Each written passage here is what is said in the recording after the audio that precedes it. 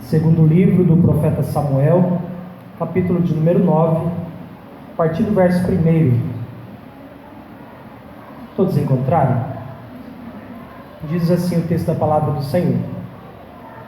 Disse Davi: resta ainda, porventura, alguém da casa de Saul, para que eu use eu de bondade para com ele por amor de Jonatas? Havia um servo na casa de Saul, cujo nome era Ziba. Chamaram-no que viesse a Davi, perguntou-lhe o rei: és tu Ziba? Respondeu: eu mesmo, teu servo. Disse-lhe o rei: não há ainda aqui mais alguém da casa de Saul para que eu use de bondade de Deus para com ele? Então Ziba respondeu ao rei: ainda há um filho de Jonatas, aleijado de ambos os pés. E onde está? Perguntou-lhe o rei. Ziba lhe respondeu: está na casa de Maquir, filho de Amiel, em Lodebar. Então mandou o rei Davi trazê-lo de Lodebar, da casa de Maquir, filho de Amiel. Vindo Mefibosete, filho de Jonatas, filho de Saul, a Davi, inclinou-se, prostrando-se com o rosto em terra. Disse-lhe Davi: Mefibosete. E ele disse: eis aqui teu servo. Então disse-lhe Davi: não temas, porque usarei de bondade para contigo, por amor de Jonatas teu pai, e te restituirei todas as terras de Saul teu pai, e tu comerás pão sempre à minha mesa. Então se inclinou e disse: quem é teu servo, para teres olhado para um cão morto tal como eu? Chamou Davi a Ziba, servo de Saul, e lhe disse: tudo que pertencia a Saul e toda a sua casa deu ao filho de teu senhor. Trabalhar-lhe-ás, pois, a terra, tu e teus filhos e teus servos, e recolherás os frutos, para que a casa de teu senhor tenha pão que coma. Porém Mefibosete, filho de teu senhor, comerá pão sempre à minha mesa. Tinha Ziba 15 filhos e 20 servos. Disse Ziba ao rei: segundo tudo quanto meu senhor, o rei, manda o teu servo, assim o fará. Comeu, pois, Mefibosete à mesa de Davi, como um dos filhos do rei. Tinha Mefibosete um filho pequeno, cujo nome era Mica. Todos quantos moravam em casa de Ziba eram servos de Mefibosete. Morava Mefibosete em Jerusalém, porquanto comia sempre à mesa do rei. Ele era coxo de ambos os pés. Vamos orar mais uma vez? Pai querido, Pai amado, nós te louvamos nessa noite, te exaltamos, Pai, porque o Senhor é bom e tua misericórdia dura para sempre. Obrigado por cada um, Pai, que está nessa noite aqui para te adorar, para bendizer teu santo nome, para apresentar a ti nosso culto racional. Pai, pedimos ao Senhor Deus que a tua palavra venha achar guarida em nossos corações, a tua palavra venha falar com cada um de nós, despertando nossas vidas, ó Senhor Deus, e ministrando na mesma. Em nome de Jesus, Pai, assim como um dia orou teu servo, o apóstolo Paulo, que não abri da minha boca, Senhor, seja me dada a palavra para fazer notório o ministério do Evangelho. Fala conosco nessa noite, Senhor, fala com o cansado, com o abatido, com o oprimido, que nós possamos verdadeiramente sair daqui, Senhor, alimentados pela tua palavra. Em nome de Jesus, Pai, ministra em nossas vidas, Pai, ministra ao nosso coração, em nome de Jesus. Amém. Poder sentar.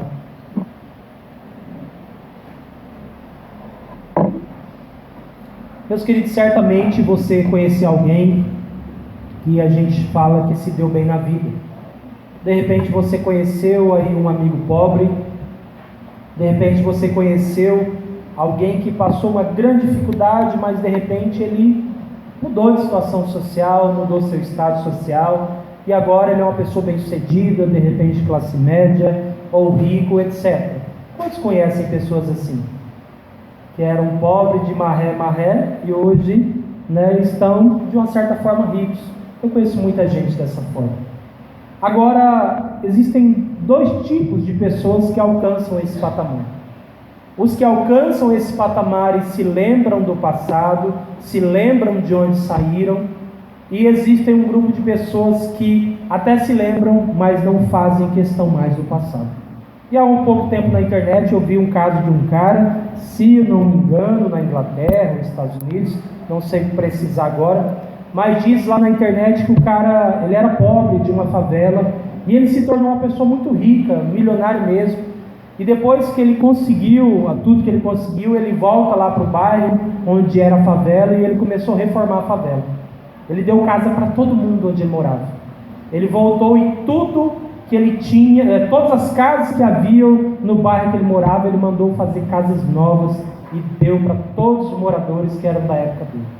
Eu fico pensando, meu Deus, qual a motivação essas pessoas têm de lembrar do seu passado e lembrar daqueles que um dia fizeram parte dele. Infelizmente, de repente, você conheça pessoas assim, que até cresceram, mas agora ninguém tem mais acesso a ele. A pessoa até cresceu, mas agora ele não se relaciona mais com os amigos da infância, não se relaciona mais com parentes, não se relaciona mais com os amigos pobres, porque agora ele está num outro patamar. Há um rapaz de Jaciara que está ficando muito bem financeiramente, é um menino jogador lá da Coab, é o Valdívia, né? O nome dele é esse mesmo? Eu acho que é nome artístico, né? E esse menino é irmão do André e do Adriano, de família pobre, e o pai sempre apostando nos três para jogar bola. E os dois mais velhos eram as apostas, né? Os meninos eram bom de bola. Um chegou a sair para jogar no Portugal, mas não deu certo, União, Cuiabá, por aqui. Mas o mais novo, que não era lá aquelas coisas, o menino estourou. Está aí jogando o Inter, você que torce para o Inter deve lembrar desse cidadão. É lá de Jaciara. E agora ele volta para Jaciara, sempre está lá. E aí a gurizada, que era da época da escolinha do Roberto, do Fio, está lá todo mundo tirando selfie com o Valdívia, porque agora o Valdívia está famoso e tal. Mas o interessante é que ele criou em Jaciara, junto com os irmãos dele, a escolinha do Valdívia. Ele remete seus olhos para a sua infância pobre, para a escolinha ali do CRJ, que muita gente deve ter passado por lá. E ele agora implantou uma escolinha de futebol e dali levantar outros jogadores para sair para fora.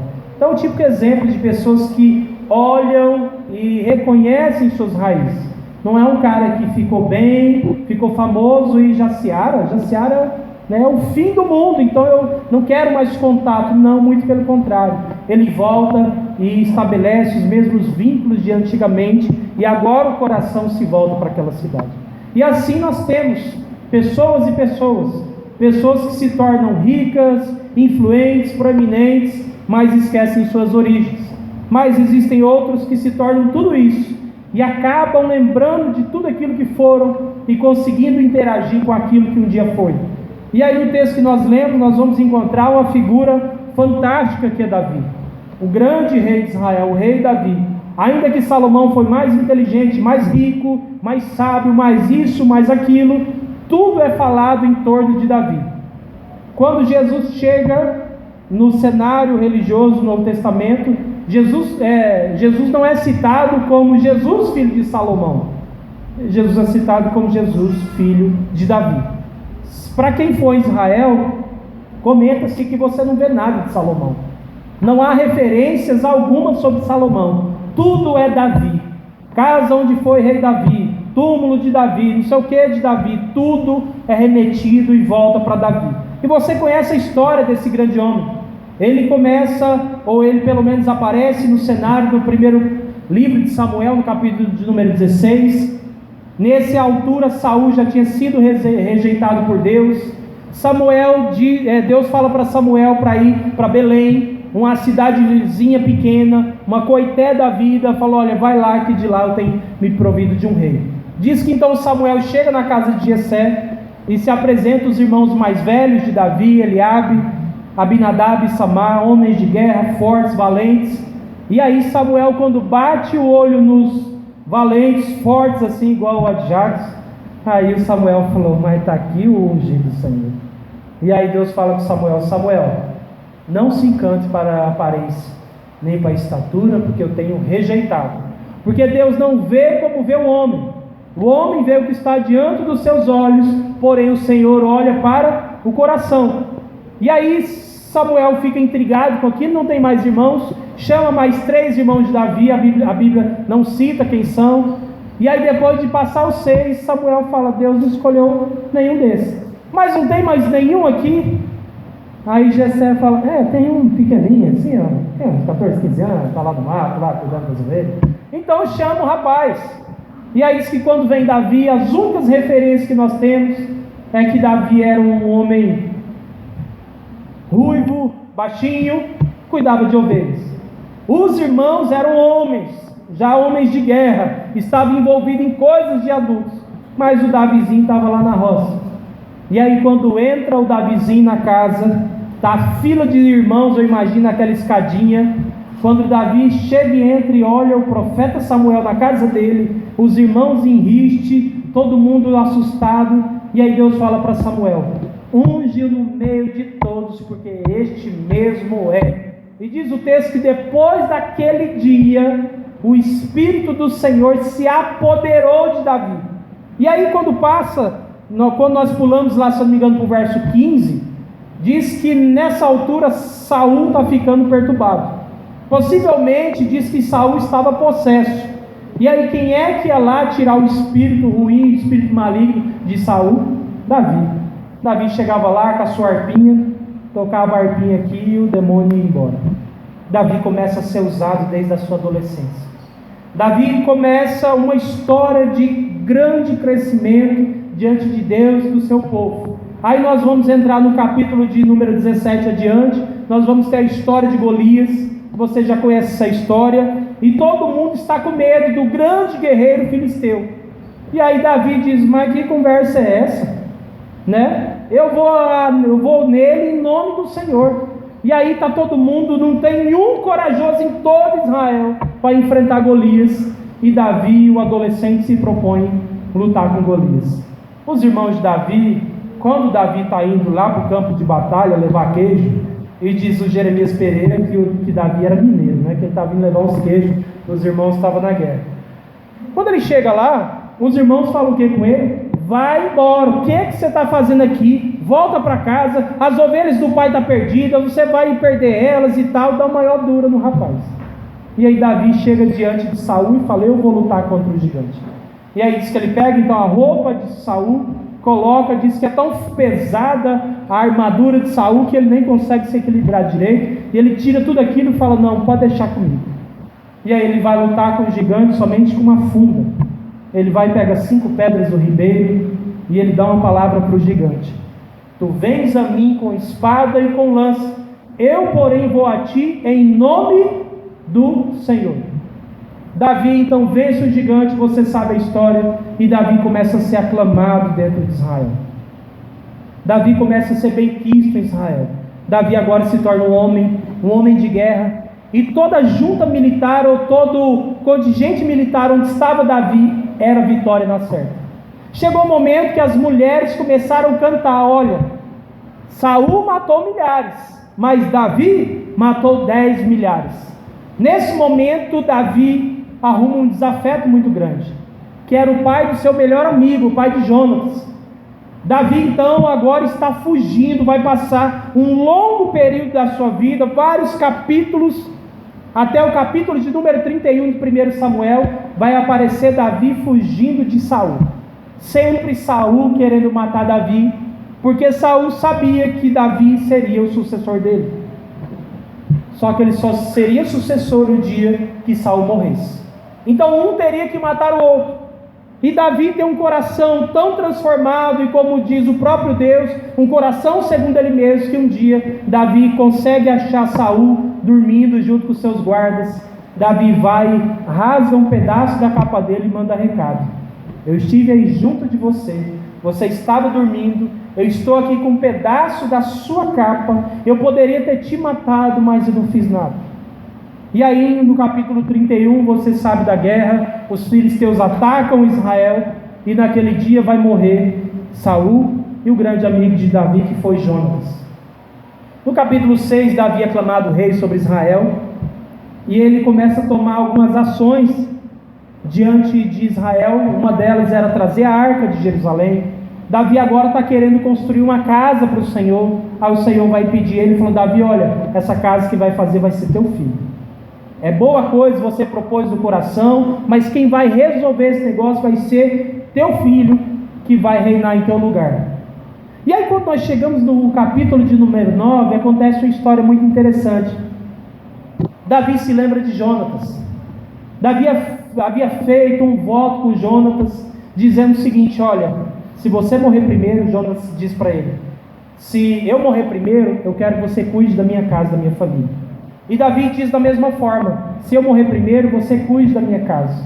E diz que eles tinham uma amizade, um amor muito grande um pelo outro. E aí já se passaram muitos anos, Jonatas é morto, e agora Davi está se preocupando se existe alguém da descendência de Saul e de Jonatas, se existe alguém desse povo para que ele possa abençoar. Davi é rei, tem uma história fantástica em Israel, mas Davi está interessado em saber se existe descendência de Jonatas e de Saul. Por que ele estava interessado em saber? Porque ele tinha uma palavra, um propósito, uma promessa com o seu colega. E aí diz que ele chama o moço que foi servo de Saul, chamado Ziba, e Ziba diz: existe um menino, existe um rapaz aí, olha, mas ele está lá em Lodebar. Lodebar é a mesma palavra para Dabir, que era a antiga cidade, com esse nome, e significa lugar de esquecimento. Existe um filho de Jonatas. Só tem um detalhe desse rapaz: ele é aleijado de ambos os pés. E diz o texto, capítulos antes, que o dia que estourou a guerra entre os filisteus e Israel, e quando chega a notícia de que Saul e Jonatas é morto, a ama, ou seja, a mãe de criação de Mefibosete, porque a mãe de Mefibosete morre no parto, a ama de criação dele, quando fica sabendo da notícia, e diz: os filisteus estão vindo sobre o arraial de Israel, ela sai disparada correndo com o filho de Jonatas no colo.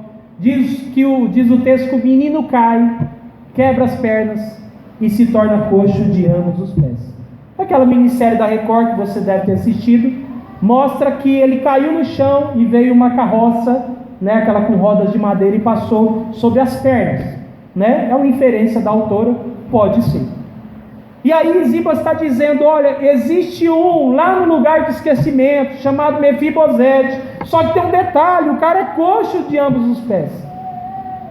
Davi, quando fica sabendo dessa história, ele diz o seguinte: manda buscar Mefibosete. E ele então manda buscar, diz que ele estava na casa de um tal de Maquir. Quando Mefibosete chega diante de Davi, ele está atônito, está com medo, está tremendo, porque num contexto de guerra que eles viviam, o contexto de guerra dizia o seguinte: olha, o rei que está no poder tem que eliminar toda a descendência do antigo rei, ou do rei inimigo, porque ele matando toda a descendência, no futuro ele poderia estar se livrando de uma revolta, de uma insurgência. Então quando Davi agora chama Mefibosete, na cabeça dele poderia estar passando: eu vou morrer, porque eu sou o único descendente direto da casa de Saul, eu sou neto de Saul, eu sou filho de Jonatas, e pode ser que Davi queira me matar, porque era assim que se fazia na época: mata todo mundo da descendência para não ter problema. E aí Davi manda chamar Mefibosete, mas para surpresa dele, diz que quando Mefibosete vê Davi, ele dobra os joelhos, ele abaixa a cabeça, que era uma expressão de reverência da antiguidade. E aí Davi diz a palavra: Mefibosete, a partir de hoje eu usarei de beneficência para contigo. Todas as terras que foram do teu pai Jonatas serão tuas. E além do mais, a partir de hoje, você vai comer pão comigo na minha mesa. Você vai almoçar comigo todos os dias. Meus queridos, almoçar na mesa do rei era uma das maiores honrarias que você poderia ter para essa época. É a mesma coisa se alguém falar aqui de vocês: sabia quem eu estava almoçando ontem? Quem? Com o Pedro Táxi. Aí você: nossa, hein? Tá com moral, hein? Estava almoçando com a Dilma. Nossa, mentiroso, né? Então, ou seja, almoçar com o rei de Israel era uma honra muito grande. E Davi está dando agora a Mefibosete essa honra, dizendo: vocês vão estar na minha casa, você vai comer na minha mesa, você não vai comer na mesa dos servos, você vai ter comigo o mesmo que meus filhos têm. E aí Mefibosete fica tão espantado com a bênção é tão grande que ele não está nem acreditando. E ele diz assim: quem é este teu servo para que você olhe para ele? Porque eu estou como um cão morto. Eu sou um homem inútil, imprestável, invisível. Por que é que você está olhando para mim? Por que é que você está interessando na minha vida? O que você quer comigo? Em outras palavras, a bênção é tão grande que o cara não consegue acreditar. Sabe aquele negócio assim que é uma coisa tão maravilhosa que nem você acredita? O cara estava no lugar de esquecimento, sozinho, apto a morrer porque era descendente da casa de Saul, estava no lugar de esquecimento, e agora ele vem, ganha terra de novo, ganha servos, e ainda ele vai almoçar todos os dias na casa do rei. Aí ele fala: não estou acreditando no que está acontecendo. E aí, como diz a Chiquinha, né, me belisca para ver se isso é verdade. E aí ele diz: olha, eu sou um cão morto, Davi. O que você quer comigo? Por que é que você está interessado na minha vida?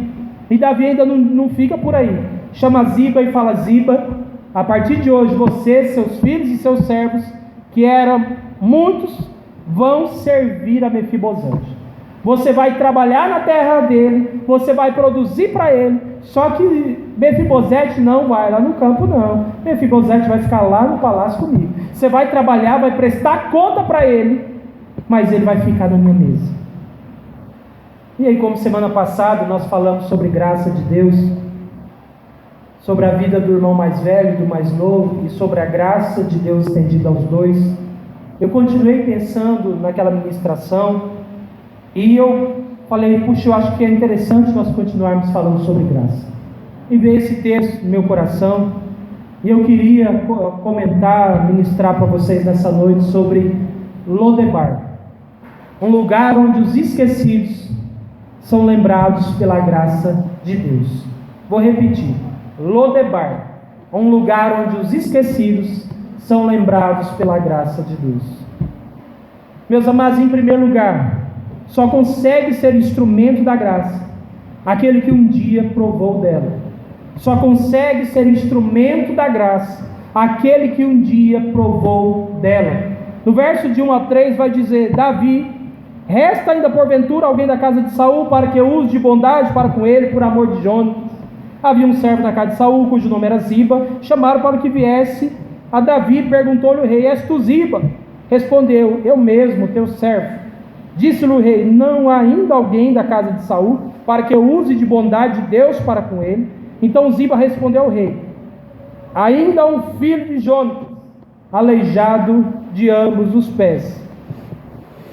Meus queridos, se você entendesse o contexto histórico que Davi está muito bem, obrigado. Davi é o rei de Israel.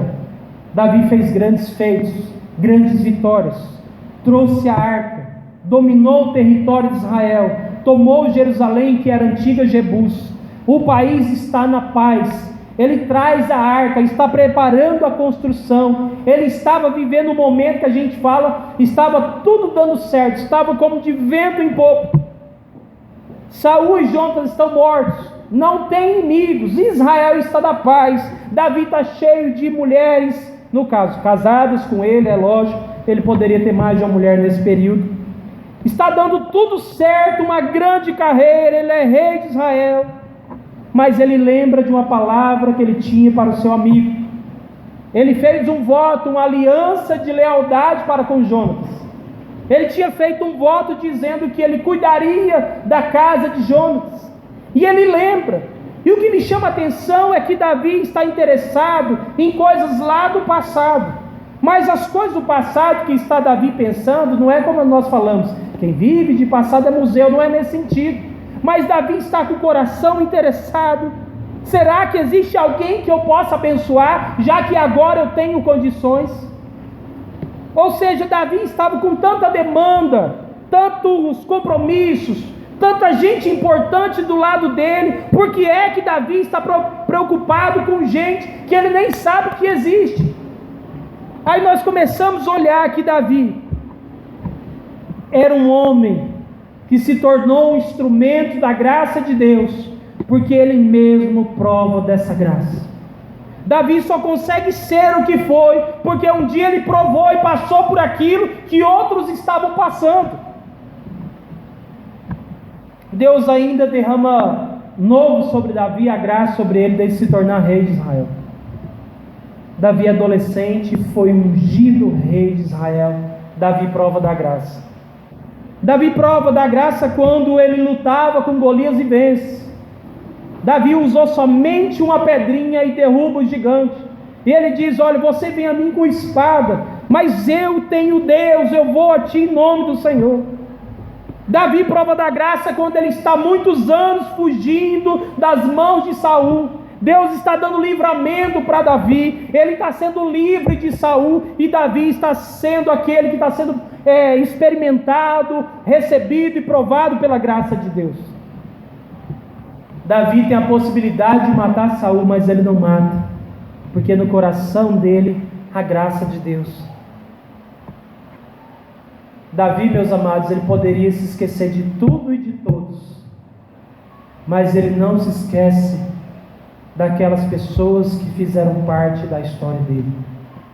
Davi lembra de 2 Samuel capítulo 7, verso 8, quando ele está querendo fazer o templo, diz que o profeta Natan diz para ele: Davi, assim diz o Senhor, lembra-te que te tirei de trás das ovelhas. Eu tirei você lá do pasto, em outras palavras, lá da roça, para você se tornar o grande rei de Israel. Davi, eu quero que você se lembre, não se esqueça tudo aquilo que você passou. Lembre da sua caminhada, lembre das pessoas que foram importantes para você. Não esqueçam daqueles que um dia estenderam a mão para a sua vida. Você só vai conseguir ser instrumento da graça de Deus se você provar da graça de Deus. Se você não provou dessa graça, você nunca vai conseguir manifestar graça para ninguém. Missionário Edmar, quantos lembram dele aqui? Veio na igreja. O Edmar, ele me acolheu em 2005, lá no Paraná. Eu estava em Paranavaí, como diz o outro, rodado. Não vim de férias para Jaciara, que era o meu primeiro ano de seminário. E aí o Edmar era missionário no Paraguai, do sul do Paraguai, onde a gente chama de Fim da Picada, perto da Argentina, 250 quilômetros de Assunção. E eu não queria voltar para Jaciara, porque só tinha 6 meses que eu tinha saído. E aí ele lá com o banner do Paraguai, contando os testemunhos, e eu vi o Edmar. Sabe aquele negócio quando tem um disco santo não bate, mas o disco santo bate? Na hora sim eu fiz amizade com ele, comecei a ficar perguntando do Paraguai, perguntando.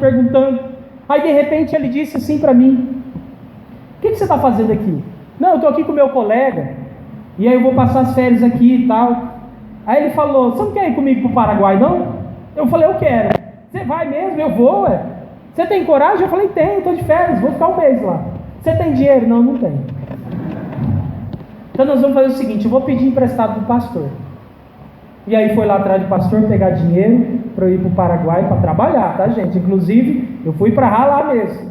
E aí o pastor: não, a gente arruma, tal. Me arrumou, se eu não me engano, R$150, e fez uma nota promissória que dava esse sermão aqui.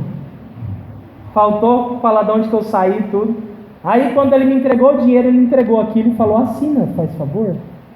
Aí eu peguei aquilo e falei: meu Deus, acho que eu nunca peguei R$150 tão sofrido na minha vida. E o Edmar não me conhecia, não sabia de onde eu era. Simplesmente ele me levou para a casa dele, junto com a filha dele, que era criança. E a mulher dele, a princípio, né, meio assim: mas você conhece ele? Não, não conheço não. E vai com a gente para o Paraguai. E nós entramos no ônibus, fomos para Salto, de Salto nós fomos para Assunção, de Assunção nós fomos para Departamento de Missões, no fundo do Paraguai. E aí, com poucos dias que nós estávamos convivendo, nós tivemos uma ligação muito grande, e fomos nos conversando, conhecendo. E o Edmar, na medida que ele pôde, na medida que ele conseguiu, ele me serviu lá no Paraguai. E gente, para mim o Paraguai foi fantástico, porque lá tem chipa e tereré. Então era o dia inteiro tomando tereré e comendo chipa. E aí eu ajudei em serviços gerais, estava construindo a igreja, fiquei de badeco, de servente, enfim, nós fizemos, foi 30 dias maravilhosos na minha vida. E eu tenho saudade, um dia quem sabe, poder voltar nesse lugar. E vim embora, o Edmar me trouxe lá em Foz do Iguaçu, peguei o ônibus, vim para Cianorte. E aí eu vim de lá e nunca mais esqueci o Edmar.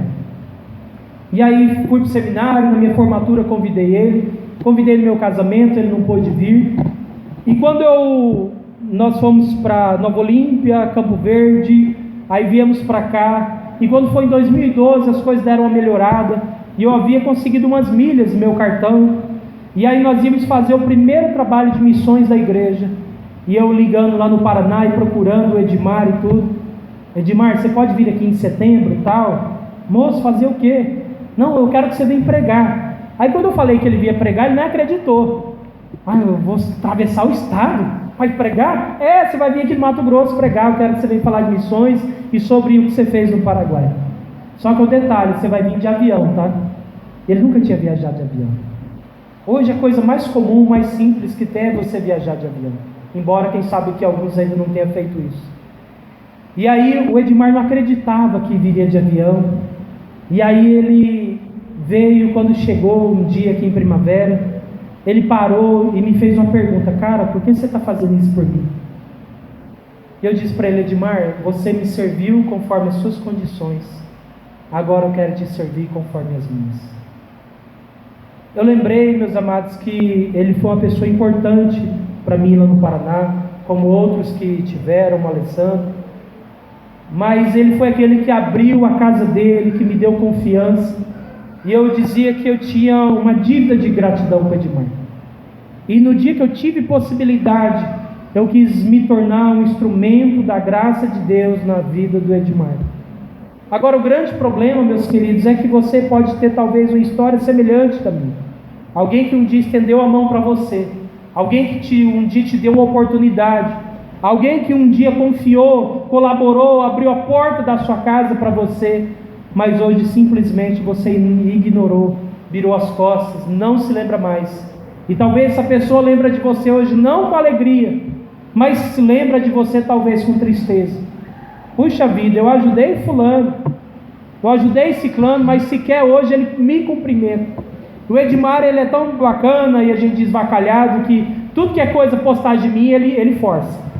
E ele empolga. Um dia desse, eu falei: Edmar, menos, calma, tá? Eu sei que você é meu amigo, você gosta de mim, mas pode diminuir. Olha o que o cara escreveu. Mandou alguma coisa quando nós estávamos começando a construção da igreja lá. Olha, eu comparo você como Nelson Mandela. Aí eu falei: para, cara, você é doido. Não, menos doido, não é assim não. Aí ele: Martin Luther King Jr. Eu: não, cara, que isso, eu vou morrer, não vou nem carregar a sandália desses caras. E assim, a nossa amizade se tornou tão grande que o que ele fez para mim se tornou algo que eu vou levar para a eternidade. Um simples gesto: ir para a casa dele, ter um lugar simples, mas um gesto que me fez me tornar no futuro um instrumento da graça de Deus. E Davi é esse homem, que agora é rei de Israel, mas ele lembra daqueles que um dia fizeram alguma coisa por ele. E esse que fez alguma coisa por ele foi quem? Foi Jonatas. E diga-se de passagem, o pai de Jonatas, o vô de Mefibosete, queria matar ele. O que Davi poderia fazer nesse caso? Olha, já que o vô era perigoso, o neto deve ser pior, então vamos matar também e está resolvido. Mas Davi, por ter provado da graça de Deus, ele se torna um instrumento da graça. Deus, meus amados, ele derrama graça na sua vida, para que você se torne um instrumento de graça dele, por onde quer que você vá. Não se esqueça, meu querido, aqueles que um dia estenderam a mão para você. Lembre de onde você saiu. Lembre de onde Deus te tirou, e Deus faz questão de lembrar isso para Davi. Davi, lembra que te tirei de trás das ovelhas. Não esqueça de onde você saiu. Lembre-se de quem foi importante na sua vida. Seja um instrumento da graça de Deus. Louvado seja o nome do Senhor. Lodebar, um lugar onde os esquecidos são lembrados pela graça de Deus. Segundo, a graça é o meio usado por Deus para manifestar o amor através de nós a aqueles que não nos trazem benefício algum. Vou repetir: a graça é o meio usado por Deus para manifestar o amor através de nós àqueles que não nos trazem benefício nenhum. Verso 4 a 8 diz lá: onde está? Perguntou o rei a Ziba. Respondeu: está na casa de Maquir, filho de Amiel, lá em Coité, Lodebar. Então mandou o rei Davi trazê-lo de Lodebar, da casa de Maquir, filho de Amiel. Vindo Mefibosete, filho de Jonas, filho de Saul, a Davi inclinou-se, prostrando com o rosto em terra, e disse: Mefibosete, ele disse: eis aqui teu servo. Então lhe disse Davi: não temas, porque eu usarei de bondade, de graça para contigo, por amor de Jonatas teu pai, e restituirei todas as terras de Saul teu pai. Tu comerás pães sempre à minha mesa. Então se inclinou ele e disse: quem é teu servo, para teres olhado para um cão morto tal como eu? Te pergunto, por que é que Davi se importa com Mefibosete? Por que é que Davi está se importando com o aleijado? O que é que Mefibosete ia trazer de benefício para Davi? Nada. Hoje nós até queremos servir as pessoas, mas nós servimos aqueles que podem nos trazer algum benefício. Olha, eu quero ser amigo do Márcio. O Márcio está lá na escola, rapaz, ele vai abrir uma ponte para mim, vai me jogar lá dentro lá. Então eu quero ser amigo dele, eu quero me aproximar dele. Eu quero ser amigo do Enildo, porque ele vai me colocar lá na Rodoprima. Tal, né? Tem que chegar, porque as nossas amizades estão relacionadas a interesse. Eu me relaciono com as pessoas esperando o que elas vão me dar em troca. O que ela pode me servir, o que ela pode me acrescentar. Aí eu te pergunto, o que um cara aleijado dos 2 pés, pobre numa cidade esquecida, poderia contribuir para a vida de Davi? Nada. E Davi está se interessando por um homem que não vai trazer nada para ele. Essa é a graça de Deus. É isso que o Senhor quer que nós entendamos, que a graça de Deus é o meio dele, derramado por nós, para a nossa vida, para servir aqueles que nunca trarão para nós benefício nenhum. Aí você fala: puxa, não vai me ajudar em nada, então eu não quero nem saber. Quantos lembram aqui do irmão Alejandro? O irmão Alejandro esteve com a gente, que é um cubano, muito tempo, e nós, que nós pudemos, na época nós fizemos tudo para ele, desde operação, nós conseguimos na prefeitura, no município, ultrassom, endoscopia, uma série de coisas. Falamos várias vezes em Brasília, falei com o consulado várias vezes, Marina, a irmã, como que chamava? Aline, ligou várias vezes, eu liguei do meu sogro, e-mail, conversei com o cônsul, conversei com a secretária do cônsul, falei com o promotor aqui da cidade, doutor Adriano, e nós fizemos de tudo impossível. Eu estava querendo pegar o carro e ir lá em Brasília, no consulado de Cuba, para regularizar a situação desse homem, para mandar ele embora para Cuba, e não conseguimos, né? Todo número que ele me arrumava de Cuba eu ligava. Aí ele alegava que tinha uns colegas lá em Minas Gerais, em São Paulo. Eu descobri esses caras na internet, fiz um Facebook para ele, adicionei todo mundo, descobri o cara que ajudou ele e tal, disse que tinha cartas da ex-mulher dele, e a gente procurando tudo para ajudar o irmão Alejandro e tal, até que um dia a Polícia Federal notificou ele que ele estava ilegal aqui em Primavera, e disse que ele tinha uma semana para ir lá em Rondonópolis para se apresentar, senão ele ia ser deportado. Aí eu falei para ele: irmão Alejandro, talvez chegou o momento de você ir embora. Talvez Deus está abrindo essa porta, volta para Cuba. Cuba está abrindo agora para o capitalismo, Cuba está abrindo para as igrejas. Inclusive nós temos presbiteriano renovado em Cuba. Várias igrejas lá, volta para Cuba e tal. E aí quando ele foi notificado, ele pegou e com medo fugiu e foi embora para Cuiabá. Pegou, jogou o chip fora. E eu, querendo saber onde estava o irmão Alejandro, aí procurei o bispo daqui, liguei ele em Cuiabá, descobri onde ele estava, numa casa lá de apoio, e aí consegui o telefone desse pastor, liguei e falei com ele, e aí quando ele descobriu que eu achei ele lá e tudo, ele: não, estou aqui em Cuiabá, não sei o que, me dá seu número, não, eu vou comprar um chip e tal. Outra vez, quando eu liguei para falar com o pastor, que era diretor da casa de apoio, ele disse assim para esse pastor: olha, quando aquele pastor de Primavera ligar aqui, não dê mais notícia de mim, porque aquele pastor está querendo que eu morra, porque ele quer me mandar para Cuba, e se eu for para Cuba eles vão me matar. Ele está com a cabeça lá de 1990, que foi a época que ele veio para o Brasil. Então isso passou, já não tem mais execução como era no regime comunista.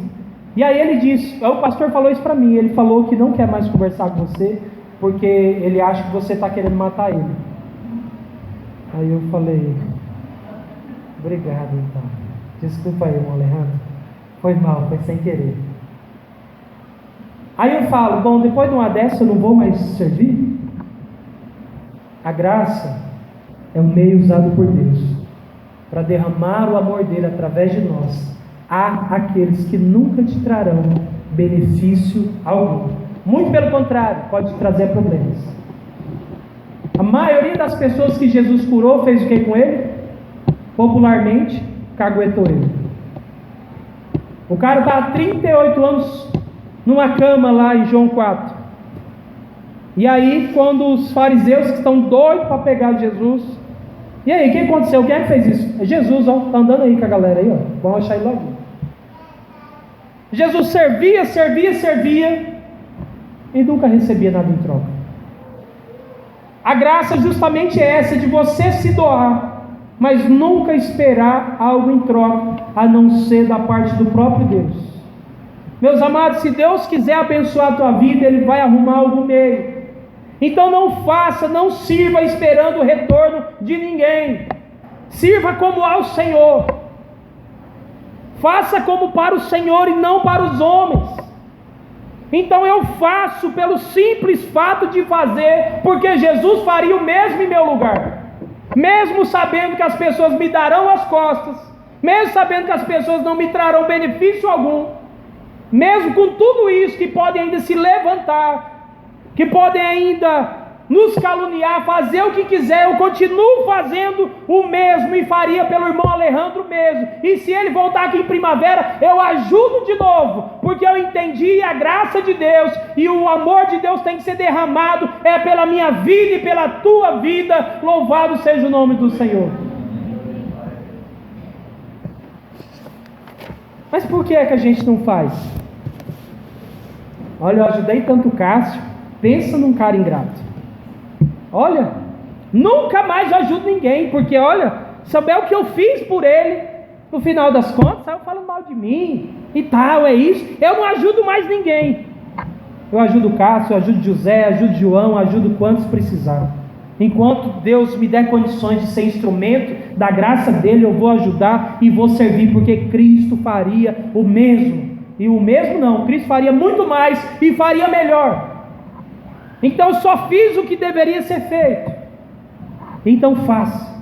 Quando você entende a graça de Deus, você faz por aqueles que não te trarão benefício algum. Quando você olhar um bêbado, uma prostituta, alguém que é problemático, você vai fazer por ele pelo simples fato de fazer. Davi se interessa por Mefibosete. Davi diz que vai usar de beneficência para com ele. Davi ainda vai restituir as terras de Mefibosete, que foi do pai dele. E ainda mais agora o Mefibosete vai almoçar na mesa do rei. Mefibosete, além de tudo, ele vai ter agora servos.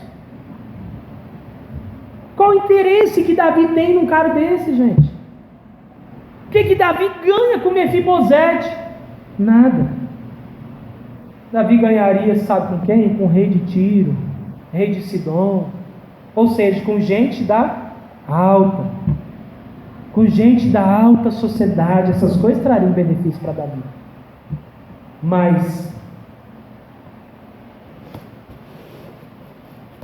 um homem como Mefibosete nunca traria nada de benefício para ele. No entanto, Davi se importa e ama a vida daqueles que nunca trariam nenhum benefício para ele. Meus amados, é tão interessante que a graça geralmente manifesta aqueles que não nos trazem nenhum benefício. Vez por outra, Deus vai colocar gente no seu caminho, gente que vai depender de você. E Deus quer testar seu coraçãozinho. Se seu coraçãozinho está aberto ou se seu coraçãozinho está fechado.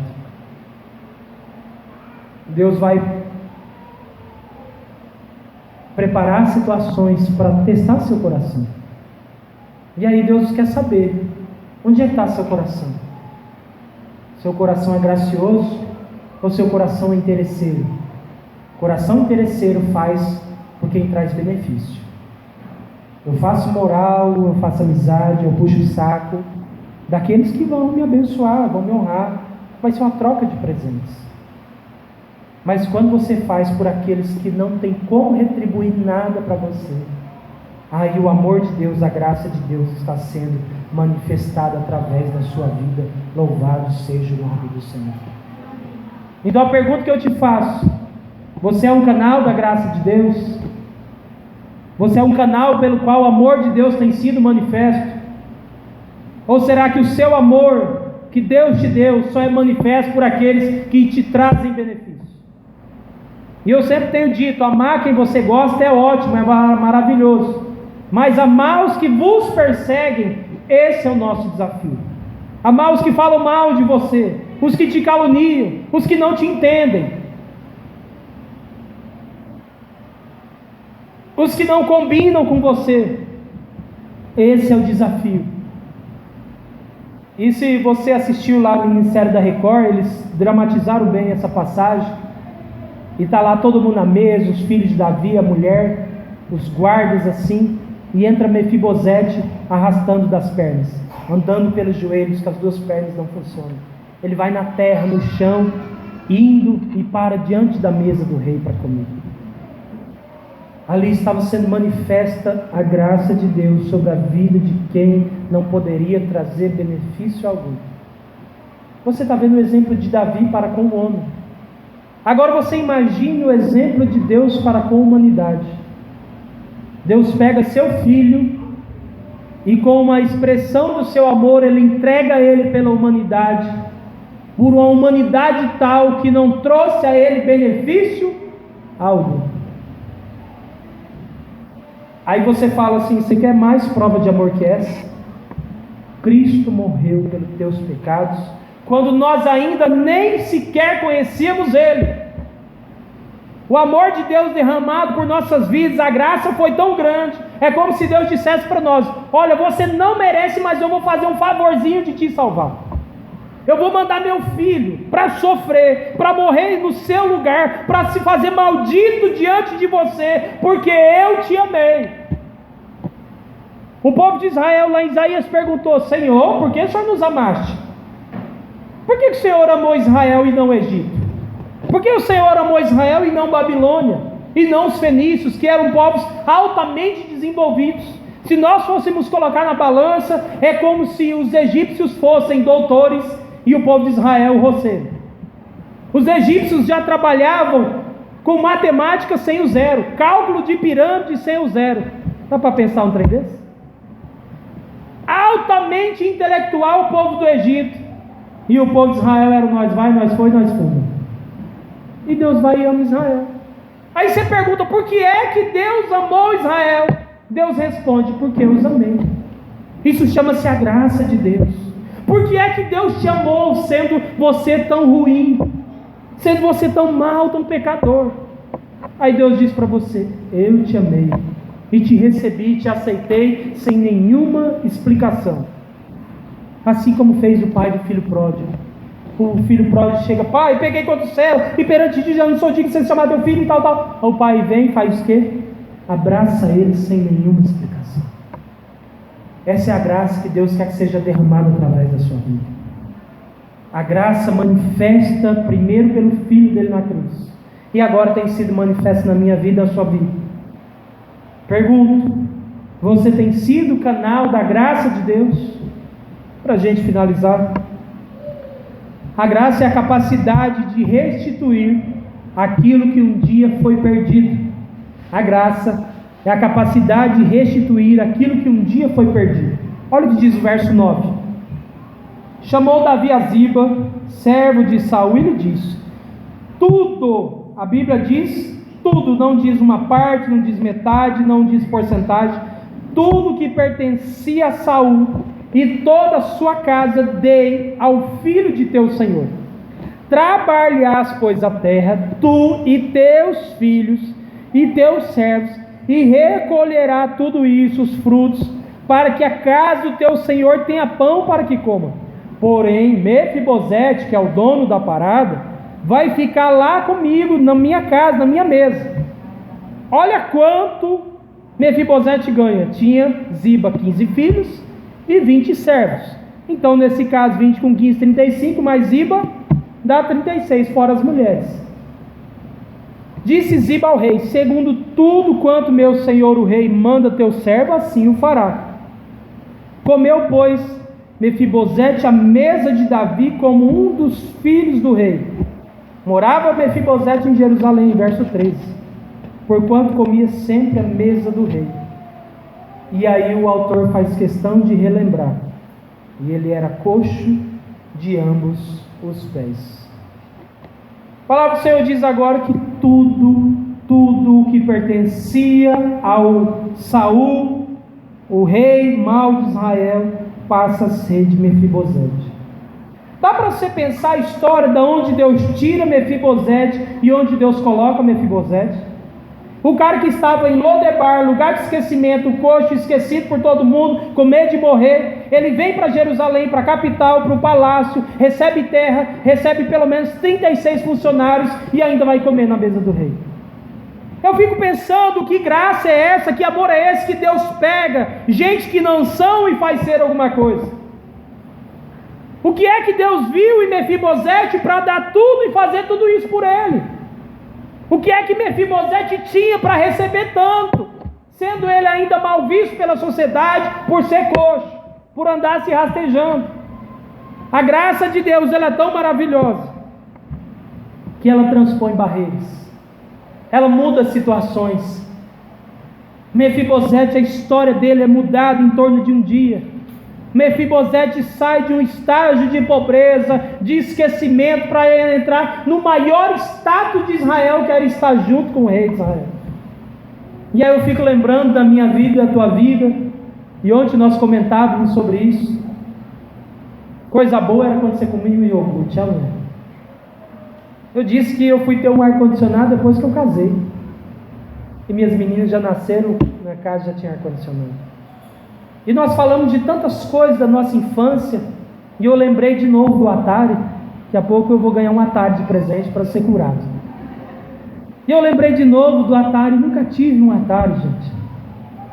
Mas hoje, puxa vida, eu não comprei um Atari porque eu não quis. Não comprei um Xbox, sei lá o que tem hoje, porque eu não quis. Porque eu já não me fascino mais com essas coisas. Mas Deus me deu condição. E eu fico olhando de onde Deus me tirou e para onde Ele me trouxe. E eu fico pensando, o que é que Deus viu em mim? Aí Deus responde: é graça. Olha de onde Deus te tirou e onde Deus tem te colocado. É graça sobre graça. É graça de Deus. E a gente diz assim: eu não era, entre aspas, nada. Não é que não era nada, não tinha nada, né? Não tinha salário, não tinha reputação, não tinha um status. Hoje, olha, as coisas até melhoraram. Talvez não é como eu queria ser, mas olha, eu tenho que reconhecer que grandes coisas se deram na minha vida. Mefibosete sai do lugar de esquecimento para ser honrado diante do rei. E eu fico pensando que o cara estava lá esquecido, e Deus vai lá em Lodebar encontrar o servo dele. Quantas vezes você acha que está esquecido? Eu estava esquecido lá em Jaciara. Aí Deus vai lá em Jaciara e fala: você também, rapaz, vem para cá, estou contando com você também. E Deus vai fazendo assim, vai te tirando de tantos lugares e colocando em tantas coisas. E Deus vai fazendo umas coisas na vida da gente que você fala: não dá para acreditar, é bênção tão grande, que você fica até com medo. Olha, Deus está realizando tanta coisa boa que parece que eu não acredito, gente. Aí você fica pensando: o que é isso? É graça. É a capacidade de Deus restituir aquilo que um dia foi perdido. Mefibosete sai de um lugar de esquecimento para o palácio. Ganha terra, ganha servos, ganha prestígio e ainda ganha comunhão. Ele vai comer na mesa do rei. Ele não é servo, mas ele é como um dos filhos do rei Davi. Querido, se um homem pecador, que também foi Davi, pôde realizar isso na vida de um outro homem, imagine o Pai que está no céu. Imagine Deus, o que Ele não pode fazer pela minha vida e na sua vida. Meus amados, a graça, ela restaura casamento. ela traz ao ponto que estava. De repente um dia brigou, um dia separou, e está aqui hoje a prova, irmão Tetsuya, depois de 11 anos, a graça de Deus restaurou aquilo que um dia foi perdido. A graça restaura amizades. Olha, eu discuti com alguém, eu briguei, nossa, parece que a nossa amizade nunca mais ia voltar a ser a mesma, e Deus vem com a graça e limpa toda angústia, todo rancor, e a amizade volta. A graça restaura relacionamentos. A graça restaura a fé dos perdidos. A pessoa muitas vezes ficou em situações críticas. Não creio mais em nada. Estou chateado com tudo. Aí Deus vem e derrama a graça dele de tal forma que a fé é restabelecida, restituída. A fé restaura novamente a convicção daqueles que um dia a perderam.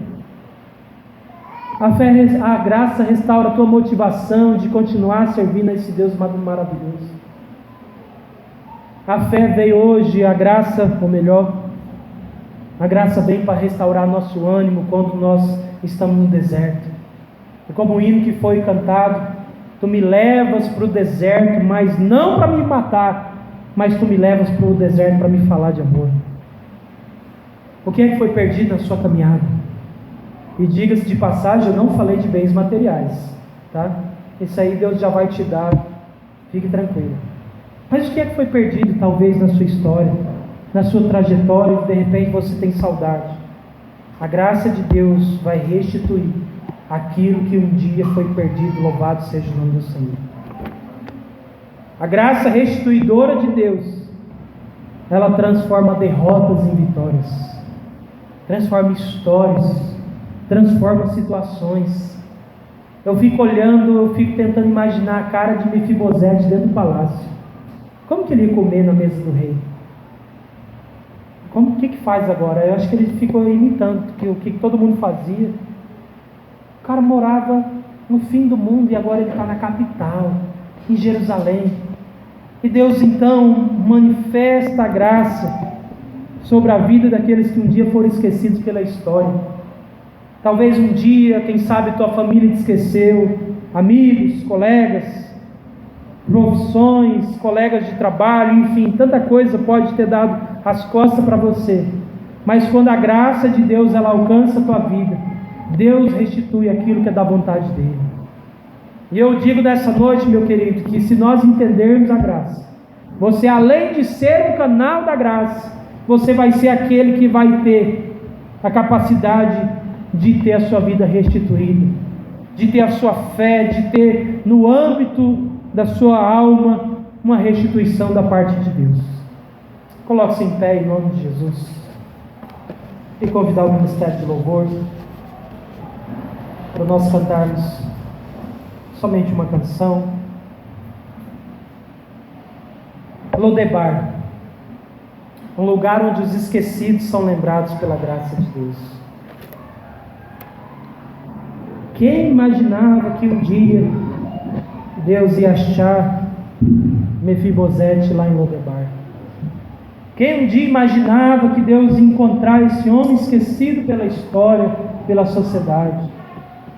Quem um dia ia imaginar que um dia você se tornou quem é?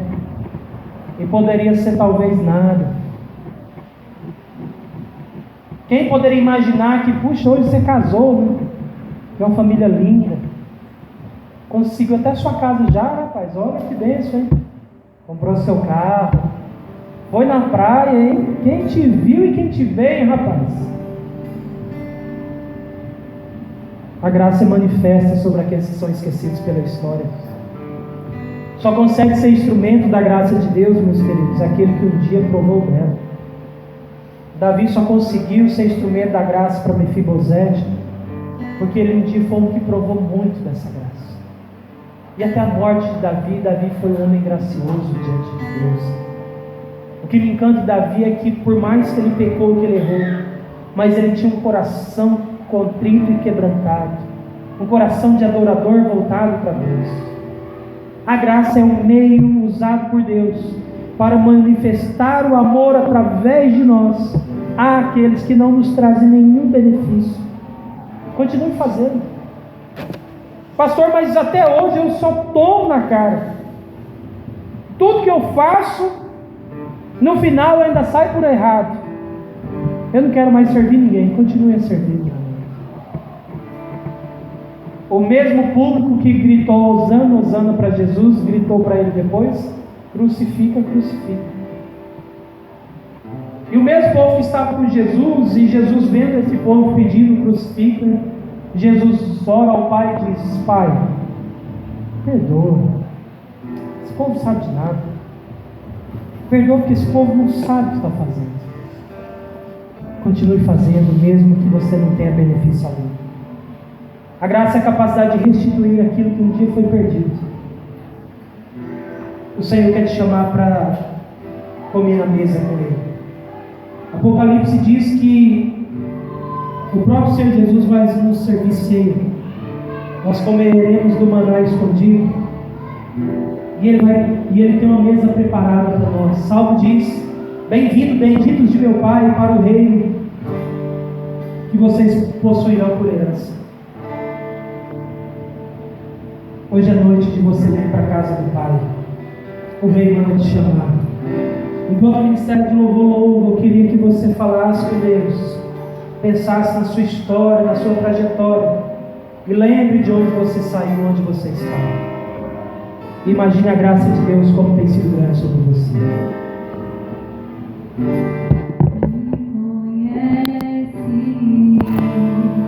Sabes tudo que eu preciso antes mesmo de falar. Me amas, teu amor é bem maior do que eu possa imaginar. Não quero ser só apenas o céu. Quero atrair teu olhar no Senhor. Eu venho a ti como um filho que te ama. Fala com o Senhor, abra teu coração. Tudo que eu quero é estar perto de ti. Nos teus braços eu quero descansar. Correndo irei pra te abraçar, meu Pai. Tu és a minha herança, meu Pai. Razão da minha vida, meu Pai. Tudo que eu preciso está em ti. Eu quero estar na casa do Pai, comer tua mesa, meu Pai. Tudo que eu sou é para ti, vivo só pra ti. Pai querido, Pai amado, nós te louvamos, ó Deus, nessa noite. Pai, tua graça nos constrange de tal forma que nós muitas vezes nem acreditamos no que tem acontecido na nossa vida. São tantas bênçãos, ó Senhor, além da salvação que é a maior que o Senhor nos deu. São tantas coisas que o Senhor tem nos dado, tantos privilégios, ó Deus, tantos mimos, como nós dizemos, e nós ficamos pensando por que, Senhor? Mas nós sabemos que tudo isso é o teu grande amor, a tua graça manifestada a cada um de nós.